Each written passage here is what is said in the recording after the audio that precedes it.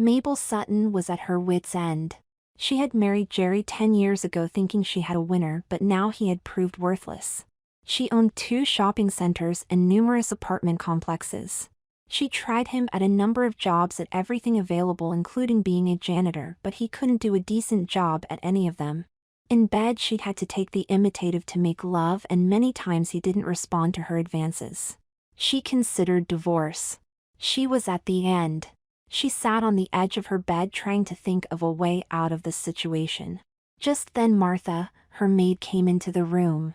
Martha was a strong-willed woman and did an excellent job. Mabel thought about Martha being her maid for over 12 years. Martha looked at her and said, "You look troubled. Got problems? Maybe I can help. Tell me. I'll answer if I can. I don't know a lot about financial matters, but if it's something else maybe I can help." Mabel knew Martha meant well and decided to lay it on the line. She said, "I really don't know if I should be telling you this, but I have to talk to someone. It's Jerry. I don't know what to do about him. He's useless. He can't do anything. He's lousy in bed. I have put him on at least 15 different jobs hoping he would find one that suited him, and he failed at all of them." "What does he do all day here?" Martha said, "Well, he plays games on his computer and watches the television mostly. I once suggested maybe he go jogging, but he said he wasn't into jogging. He don't have a lot of drive, he just likes to sit back and take it easy." Mabel asked, "Can you think of anything he might be able to do that would be useful?" Martha said, "In all honesty, I could use some help. This is a big house and there's a lot to do, but I don't think Jerry would make a good maid. I mean, I can't give the master of the house orders now, can I?" Mabel thought for a minute, then said, "Do you think he could do a maid's job?" Martha answered, "To be a good maid takes training and the ability to follow orders. Mr. Jerry doesn't like to be told what to do." Mabel asked, "If I gave you the authority to give him orders, do you think you could make him useful around here?" Martha said, "In all honesty, I think I could make anyone useful around here, but I may need to punish him to get him to do a good job." Mabel said, "I have decided.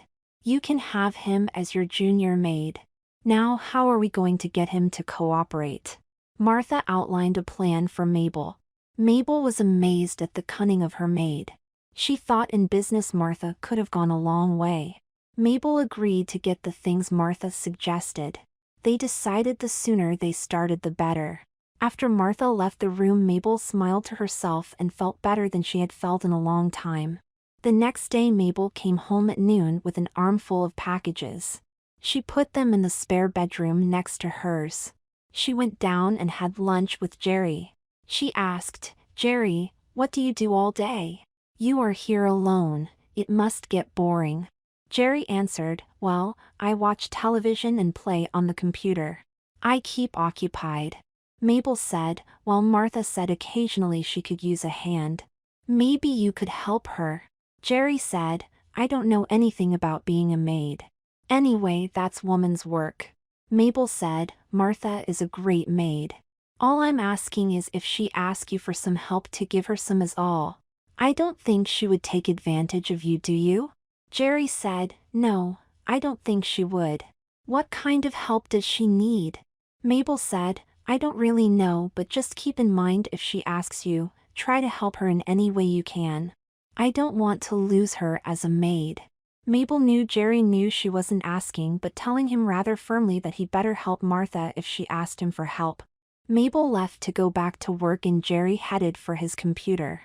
Late in the afternoon Martha came in. Martha said, "I have a problem. I am sewing a new uniform for the very formal occasions here and I can't get the hem pinned just right. I was wondering if you could help me." Jerry said, "I don't know anything about pinning a hem, I'm sorry. I'll tell you what you tell me what to do and I'll try my best to pin it for you." Martha said, "That's not what I had in mind. What I thought is if you could just put it on then I can get it pinned." Jerry said, "It's 4:30. Can't it wait until tomorrow? Mabel will be coming home soon." Martha said, "Mrs. Sutton won't be home before 6 and this will only take maybe 20 minutes. Please, will you help me?" Her pleading worked and Jerry agreed. Martha took him into her room and started to take his shirt off. He asked what was going on. Martha said, "To have the dress hang right we have to give you some form. You are going to have to wear this bra which has form sewn into it. The dress has to look right. You'll have to put on some heels because a woman carries herself differently when she wears heels." 15 minutes later, Jerry stood in the sewing room with the uniform on and Martha knelt pinning the hem. Jerry's jaw dropped when he saw Mabel standing looking at him. Mabel said, "Don't you look lovely? Is that your uniform?" Jerry said, "No. I am just helping Martha like you said." Mabel said, "Well, it gives me ideas. You really ought to be carrying more of your weight around here. Don't let me catch you in it again or it will be your uniform. Martha can always use help, and if I see you in it again, guess who is going to be her helper?" Jerry was embarrassed, but he only looked down at the floor and quietly answered, "Yes, dear." A couple of minutes later Martha finished and said, "There, that wasn't so bad, was it?" Jerry said, "Not for you. Did you hear what Mrs. Sutton said to me?" Martha said, "Oh yes, but don't worry. I think I'll need one more shot at seeing if the hem is right, but we'll do it when we know she won't be here." Jerry said, "Well, I guess thank you for that. I really don't want to put it on again." Martha said, "If we can do it when she won't be here, why not? All I'm asking is for you to be a dressmaker's dummy for a very, very short while." Jerry said, "We'll see." Martha smiled when Jerry left to change. She knew they had him and there wasn't anything he could do about it. The next afternoon Martha went into the computer room where Jerry was playing a game. Martha asked him if he would give her a hand with the uniform again. Jerry answered, "I would like to, but you heard my wife. What if she caught me wearing that again?" Martha said, "It's 1:30. It will only take a half hour at tops. Have you ever seen Mrs. Sutton home in the middle of the afternoon?" Jerry answered, "No, I guess you are right. Do you promise to make it quick?" Martha said, "It won't take long. I just want to make sure the hem is straight. You will probably only have to have it on less than 5 minutes if the hem is straight." Jerry agreed and went to put the uniform on. This time Martha added a many-tiered petticoat, assuring Jerry it was to make sure everything was just right. They were in the sewing room when Jerry heard his wife say, "Jenny got sick, so we didn't have lunch together, so I thought I would stop to check my calendar. I forgot it this morning." "Well, will you look at this? I didn't know you wanted to be a maid. You look so darling. If that is what you want, you can be the junior maid around here." Jerry said, "I was just helping Martha. I don't want to be a maid. Honest, I was just helping her so she could see if the hem is right." Mabel said, "Well, I told you that you were giving me ideas. The idea you gave me is that you should be more useful around here. So from now on you are the junior maid. Martha is your boss and you will do what she tells you, and I think you better do a good job or she'll make you see the error of your ways. We can't have a maid called Jerry, can we, Martha? What do you think we should call our new maid?" Martha said, "I've often wished that I had some help around here, because I've needed it badly. Those times, the girl I imagined helping me was called Annette. How does that sound?" Mabel said, "That sounds good to me. It doesn't sound like anything masculine, does it?" Martha answered, "No, it is a very feminine name." Mabel went and stood right in front of Jerry and said, "You are now Annette, and as Annette you will act as feminine as you can and you will learn to be the best lady's maid there is. Do you understand?" Jerry said, "Mabel, why?" Mabel answered, "Because Martha has told us that Annette is the name of her junior maid, and you are now the junior maid. I told you, it's time you were useful around here. It's time to send Jerry on a vacation. We need Annette here for the time being." Jerry had tears in his eyes but said he understood. Mabel smiled at him and turned and left. Martha said, "We have to get you looking pretty for your new mistress. Come on now, first we have to give you a bath and get rid of that awful body hair." She took him to the bathroom and put a depilatory on him and made him wait 15 minutes for it to work. He felt many different sensations in the shower as his body hair went down the drain. He emerged from the shower and Martha gave him a flowery-smelling powder puff after he had dried himself. He liberally applied the powder and Martha smiled at him. Then he was shocked as she knelt down and fastened something on his penis. Martha said, "A maid don't need something like that, besides it'll make you have to sit down to go to the toilet like any maid would." Jerry had never thought he would be in a chastity belt and blushed when she put a small padlock on it. She then led him into her room where she put a corset on him. She tightened the laces as tight as she could, then had him raise his arms and tighten some more. She then went around in front of him and hit him squarely in the stomach. He wasn't expecting it and she told him to hold it as she tightened the laces some more. She tied off the laces and he felt faint, like he couldn't breathe. She told him to take shallow breaths and he would be fine. Then she took a pair of breast forms and marked them and his body to align them just right. She then put adhesive on them and attached them to his chest. He immediately noticed a change in his center of balance. Martha told him she was surprised that they were DD breasts. She didn't think Mistress cared for big busted women. She helped him get the stockings on and showed him how to fasten them to the garters that were hanging down. Then she pulled a pair of black lacy panties up his legs. She finished dressing him and took him over to her makeup table and plucked his eyebrows into a very thin arch and applied lipstick, eyeshadow, foundation and blush on him. Jerry looked into the mirror and saw a woman looking back at him. He stared at the shiny red lips and tears formed in his eyes. He felt a sharp sting as she pierced his ears. Jerry angrily asked, "What was that?" "Ear piercing," Martha told him. "Your mistress, who is also your wife, is fed up with your laziness, and she wants you to have them." "Oh," Jerry said, feeling subdued. Martha said to him, "I know you have had a lot happen to you so far today, but it is for the best, believe me. I will help you as much as I can, but you are going to have to work with me. Now let me get your wig on so we can get to work."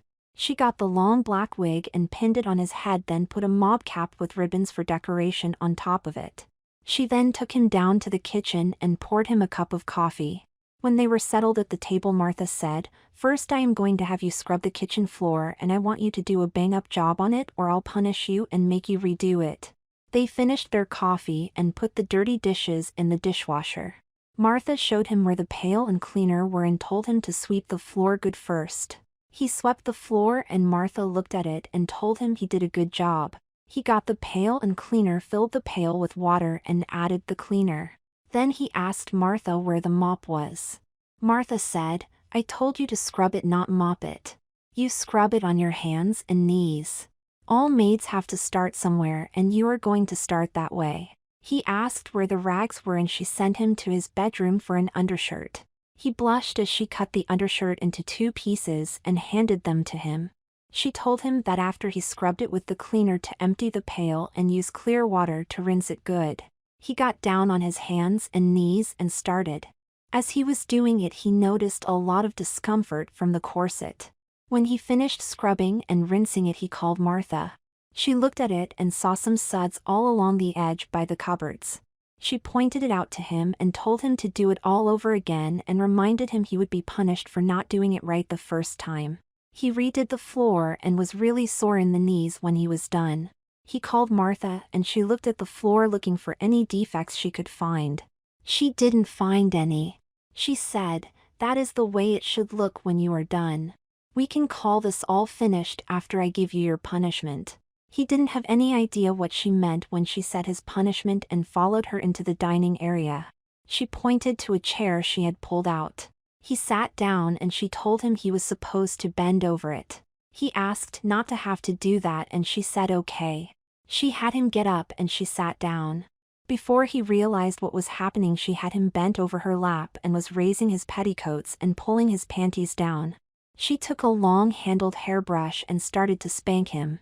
By the 3rd smack he was crying, and by time she had given him 10 good hard swats his rear was aflame. She pulled up his panties and told him to sit on the chair next to her. Martha said, "Being a maid isn't always easy, but if you do your best it shouldn't be so bad. I'll try to give you the benefit of the doubt, but if I think you can do better you will be punished. Mistress expects me to train you to be an acceptable maid and I intend on doing that. Hopefully I won't have to punish you again." A big part of being a good maid is attitude.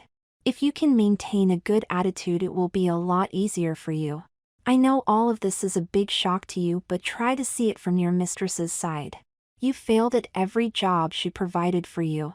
If you fail at this, I don't know what she will do with you. What can you do if she puts you out with nothing? From your past, I don't think you can do much. You are too nice a person to end up that way, so why don't you tell me you are willing to try to be a good maid? Jerry answered, I will try to be a good maid. I don't know what Mabel has in mind for me. I still love her, but I never figured out what she really wanted from me. All those jobs she put me on didn't do anything for me. I just couldn't get interested in them enough to do the job she expected. I tried, but it didn't happen. Some of them made me upset, and I know I didn't have the right outlook for them. It was like having a dog babysit a cat. It just isn't meant to be. Right now, I don't think Mabel cares anything for me. Martha knew he was speaking honestly for once and said, I'll bet that is the first time you ever thought about those things, isn't it? You don't have to answer that, but I'll tell you what I think. I think Mistress still has some feelings for you, or you would be out the door and alone. What do you think? Jerry answered, right now I don't know what to think. I would love to think she still cares for me, but if she did, why am I now a maid? Martha responded, maybe she wants to give you one last chance. To remind you, you are now junior maid. In other words, you are in training to be a maid. I am your trainer and would rather train you as a friend than as just a boss. I want you to come to me when you want to talk or have a problem. Do you want that? Jerry gushed, yes, I really appreciate that. I'll come to you if you don't mind. Martha said, good, that's settled. Now to get on with your training. First and most important, you never call Mistress by anything except Mistress unless she tells you otherwise. Do you think you can remember that? Jerry answered that he thought he could. Martha then had him curtsy and continued to curtsy until he had it down. When he had it down, she told him to curtsy anytime the mistress spoke to him and when entering or leaving her presence. It was time to start the evening meal, and Martha started to teach him about cooking. He was a fast learner for cooking. Just before Mabel was due home, Martha told him he was to meet her at the door to take her coat and hang it in the closet. He was then supposed to ask her if there was anything she wanted before dinner was served. If she wanted a drink or anything, he was to take care of it. He heard her car and went to the door. When she entered, he curtsied and he asked her for her coat. She smiled and handed it to him. He put it in the closet and asked her if she wanted anything before supper. She said, yes, Annette, you can make me a whiskey and water. I'll have it in the living room. He curtsied and went to make the drink. He thought about really goofing up the drink and then decided against it. He took the drink to her on a small tray and then put it on the table in front of her and curtsied again. Mabel said, you look wonderful. That must be your shade for makeup. Did Martha put you to work after I left? Jerry answered, yes, mistress, she had me scrub the kitchen floor. It shines like new if I say so myself. Mabel said, good, keep up the good work. You can go help Martha in the kitchen now. Jerry curtsied and went to the kitchen. Martha asked him how it went and he told her it was okay. Martha explained to him that they would be eating after the mistress had her meal. Mabel ate in silence and Jerry had to refill her coffee cup twice. After she finished, Jerry cleared the mess, rinsing the dishes and putting them into the dishwasher. By that time, Mabel had retired to her study and Martha had their meal ready. As they were eating, Jerry said, I was looking in the cookbooks and saw a recipe for something I think Mistress would like. Do you think I could try to make it for her tomorrow by myself? Martha said, if you think she will really like it, go ahead. But if she doesn't, you will get the blame and punished. Jerry responded, I think I'll take the chance. I enjoyed the little bit of cooking I did tonight. It was fun. Martha said, I never looked at cooking as being fun, but I guess that's why everyone is different. They made small talk, and when they finished eating and putting everything away, Martha told him the rest of the evening was his until the mistress wanted to get ready for bed. Then he was to go and help her get ready for bed. Martha told him to try to anticipate what she would want done. He retired to the living room and watched a couple of shows on the television. He knew Mabel always went to bed at 10, so at 10 he headed to the bedroom. He did a wonderful job of helping her get ready for bed. When she was finished and getting into bed, she told him he could get his nightgown on. He went to Martha's room and she told him he could wear the pink nightgown in her closet. He put it on and headed back to the bedroom. He opened the door quietly and went to the bed. He started to pull the covers down. Mabel said, "What are you doing?" He answered, "I am going to bed." Mabel said, "A maid doesn't sleep with her mistress unless her mistress tells her to. You can sleep in the spare bedroom next door. Tomorrow move all your maid clothes into there so you have everything handy. Good night." Jerry silently went to the bedroom. After he had crawled into bed, he lay there thinking about his situation. He realized he had never done anything during their whole relationship that Mabel was ever impressed with. He wondered why she had married him in the first place. He thought about how she had asked him to marry her. He wondered why she had asked him. He made himself a vow to do the best he could from now on. He fell asleep and slept peacefully. At 6 the next morning he was fully awake and felt really refreshed and good. This was something new to him. He went into the servant's bath and did his morning routine, putting on makeup as best he could and getting himself ready. He was just leaving the bathroom when he met Martha. She said, "You look pretty good. You learn fast. As soon as you get your uniform on, go down and start coffee. I'll meet you down there." He went and got fully dressed in the uniform from yesterday and went down and started the coffee. He noticed a stain on the counter and was wiping it up when Martha came in. She saw him busy and told him he was doing a great job to keep it up. She told him he would be needing more uniforms, so today she would be showing him how to sew. They started Mabel's breakfast, and when it was ready, Martha had him take it up to her. Jerry took it up, and when he placed it on the small table next to the bed, Mabel told him it looked really good. She said, "You seem to be taking to being a maid very well. I must say it is a surprise to me. After you failed on all those other jobs I put you on, I didn't think you could do anything worthwhile. Keep up the good work and I may see myself clear to find you a better job. Do you have anything to say?" Jerry replied, "I have just one thing on my mind, but I am afraid to ask because I might not want to hear the answer."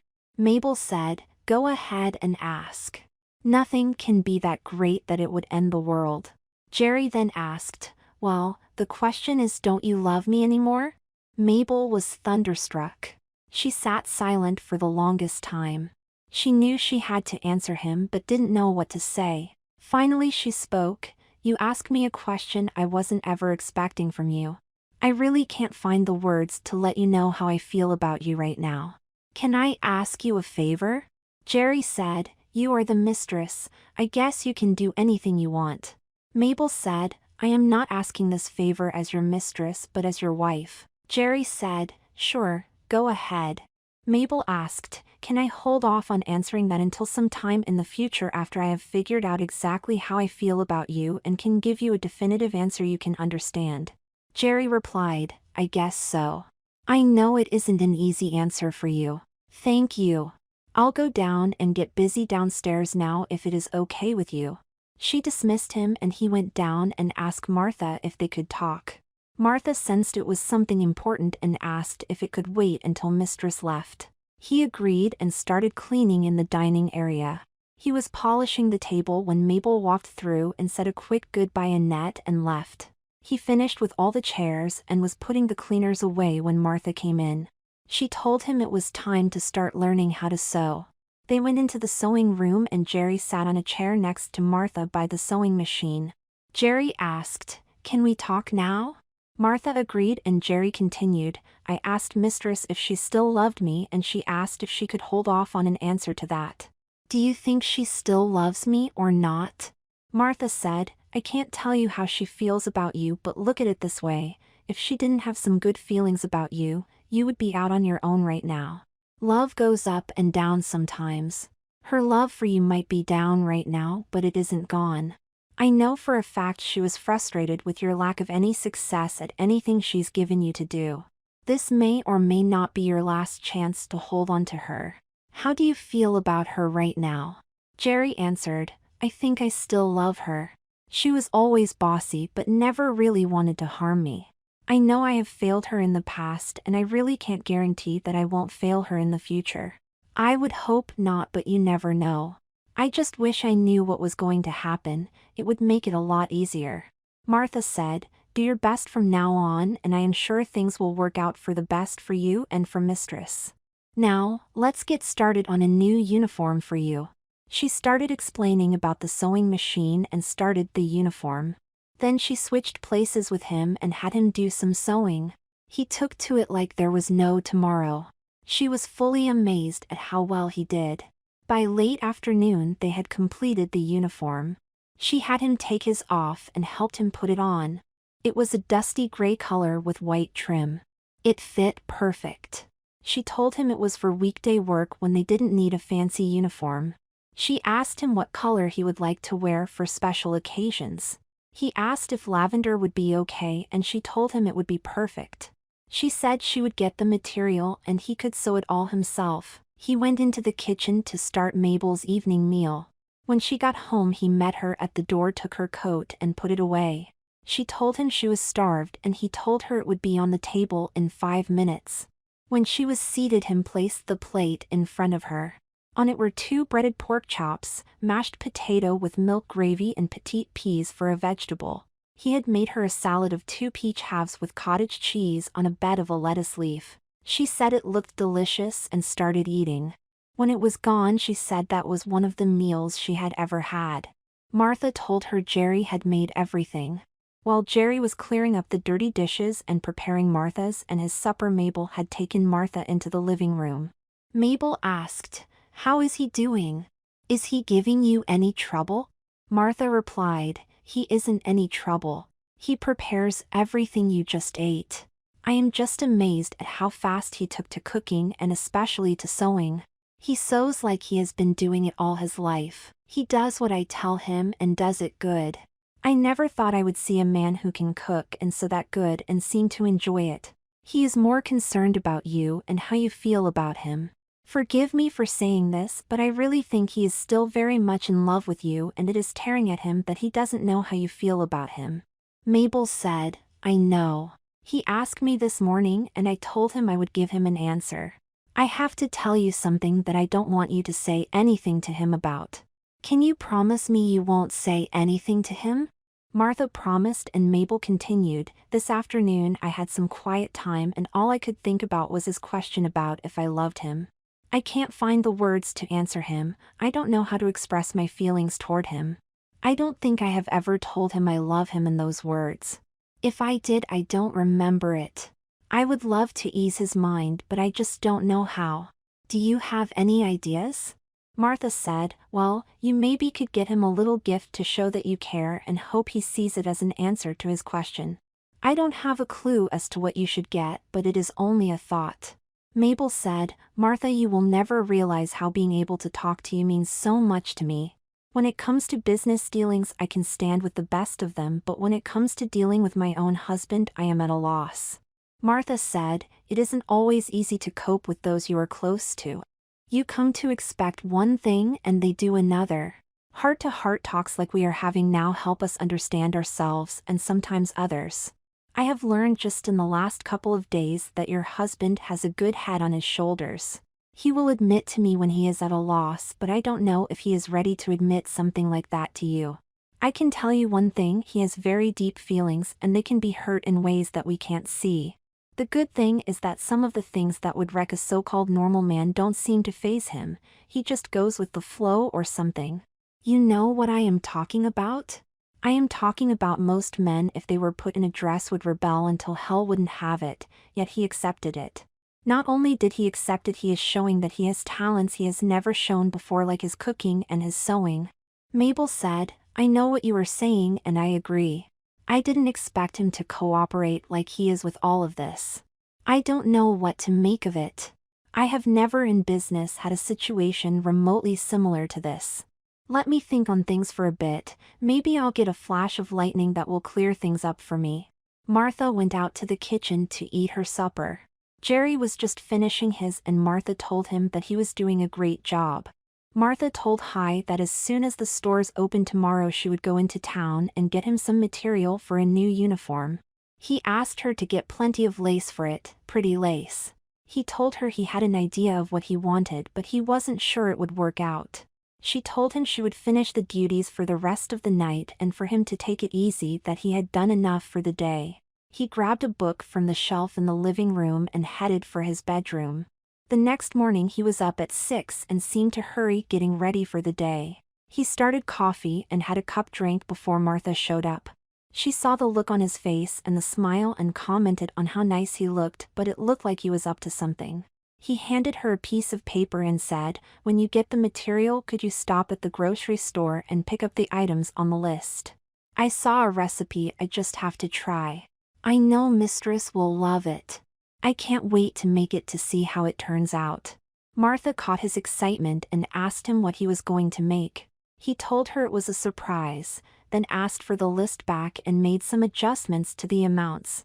After Mabel had left and Martha told him that he knew what had to be done so he might as well start as she was going shopping. She said she would see him in a half hour to 45 minutes. She was gone almost an half hour when the doorbell rang. He went and answered it. A delivery man said, "I have something for Annette." "Are you Annette?" He answered he was, and the delivery man handed him a tissue-wrapped package and a card. He took the stuff into the dining area and opened the package. It was a beautiful bouquet of flowers. It was a huge bouquet of flowers. He looked for and found a large vase, filled it with water and put them in, arranging them a bit so they looked nicer to him. He put the flowers in the center of the dining table. Then he opened the card. It read, "Annette, keep up the good work. I am proud of you. Mabel." He got tears in his eyes. Never before had she ever done anything like this.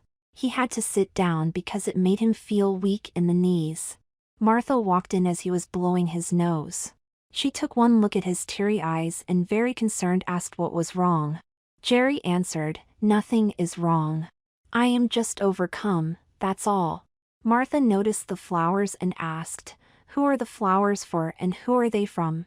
Jerry said, "They are for me and they are from my wife. She has never done anything like this before." Here read the card that came with them.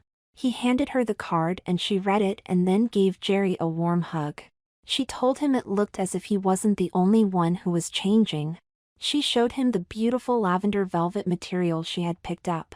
She had also picked him up a simplicity pattern for the new dress. She told him he could alter it to be like he imagined it. He was very pleased. He was more pleased when she showed him all the lace she had picked up. He could just picture in his mind what he wanted the finished product to look like. Then he said, "First I have to put the meat in the marinade. Tonight we are going to eat the same thing as the mistress. If that is a problem you can punish me, but I want to use tonight's supper to show you thanks for all that you have shown me. I have developed a special feeling for you. It isn't love like I have for my wife, but closer to how a little brother might feel for a great bigger sister. I never had any brothers or sisters, so I am only guessing, but it is how I would like to imagine it." Martha gave a little sob. No one had ever talked to her like that before. She felt so special at that moment. She decided that no matter what she wanted him to do, she would let him do what he wanted, even if it was to play games on his computer or watch television like he did before. She saw him cover the bowl the meat was in and put it in the refrigerator. He then asked if he could go get started on the new uniform. She told him to go ahead. He left to start.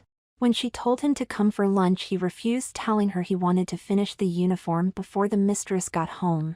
By 4 he was done with it. He called Martha in and had her help him try it on. She was utterly amazed.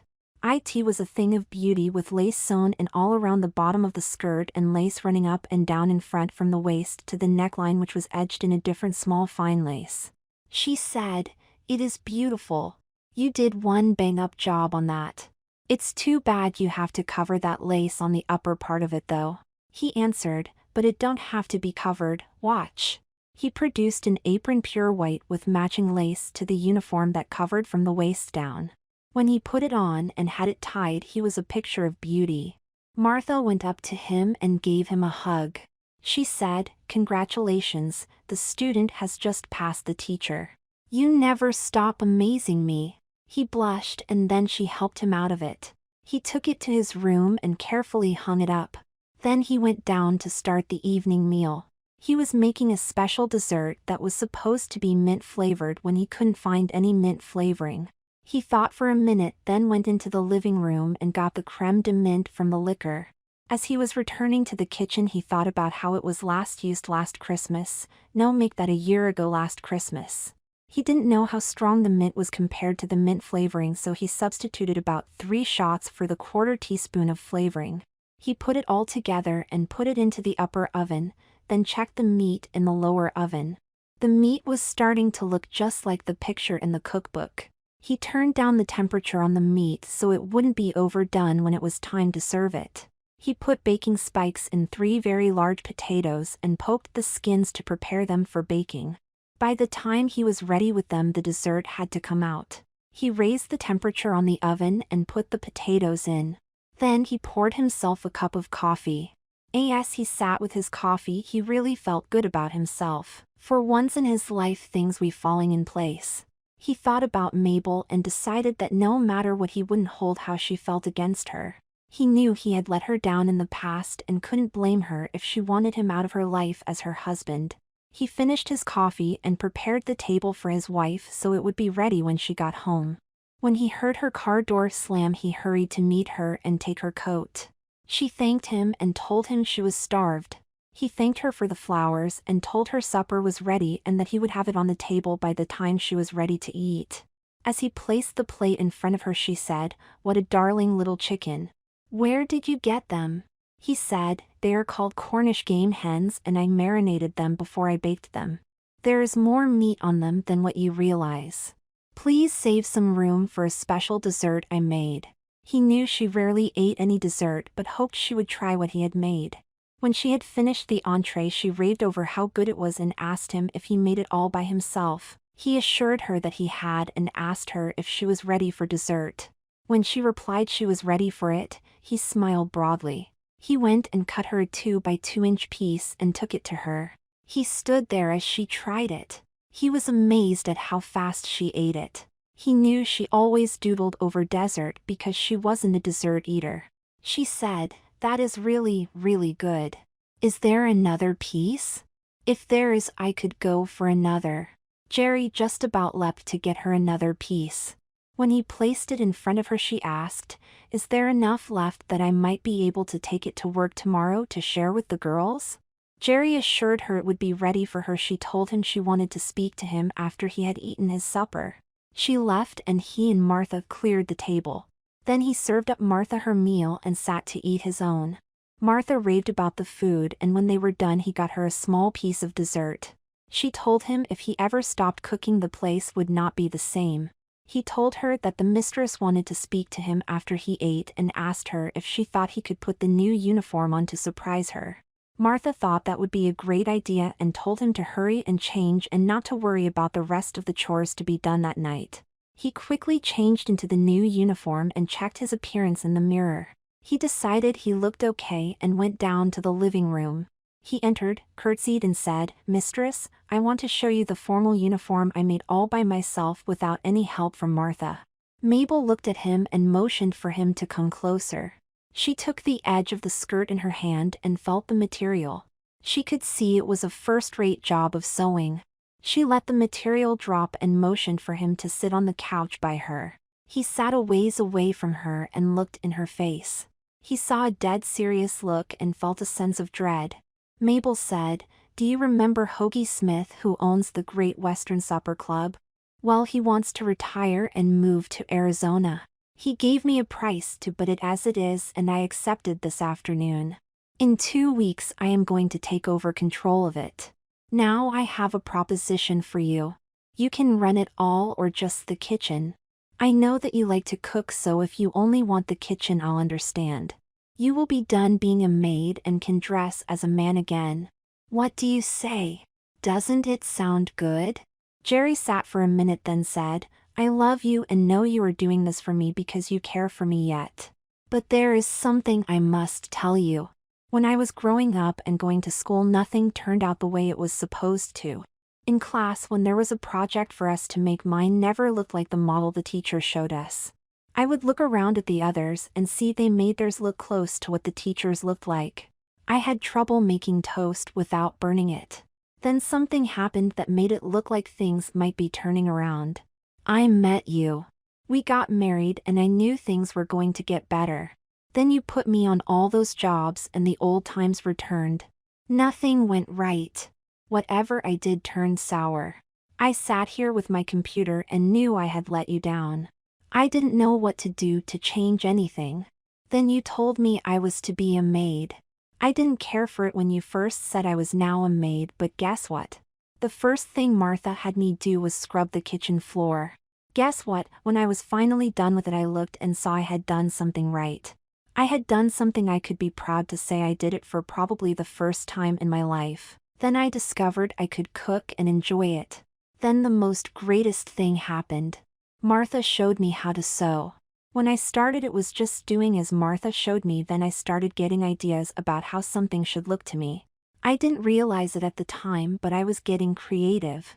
I have never been creative my life. I am at a point where I feel real proud of what I am doing and am confident that I am doing something right.